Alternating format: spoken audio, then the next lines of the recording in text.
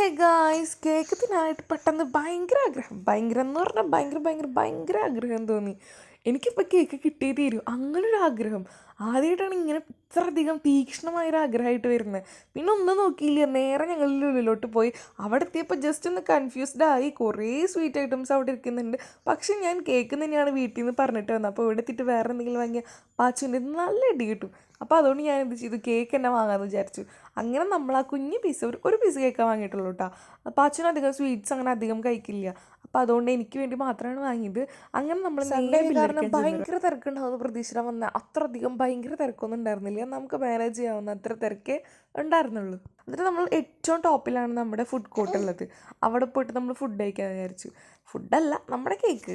അങ്ങനെ ഞങ്ങൾ അവിടെ പോയിരുന്നു, ടേബിളൊക്കെ സെറ്റ് ചെയ്തു. ഭയങ്കര തിരക്കായിരുന്നു അവിടെ. അപ്പോൾ ഞങ്ങൾ ആരും ഇല്ലാത്തൊരു സ്ഥലത്ത് പോയിരുന്നു. പിന്നെ കേക്കിനെ കുറിച്ച് പറയണ്ടല്ലോ, നല്ല ക്രീമിയായിരുന്നു, നല്ല ടേസ്റ്റ് ഉണ്ടായിരുന്നു. അതായത് എനിക്ക് തോന്നുന്നു ലുലുക്കാരുടെ കേക്കിന് എന്തോ ഒരു പ്രത്യേകതയുണ്ട്. കാരണം എന്ത് ഫ്ലേവർ കേക്ക് കഴിച്ചാലും ഞാൻ അവിടുത്തെ ബിഗ് ഫാൻ ആയിരിക്കാം.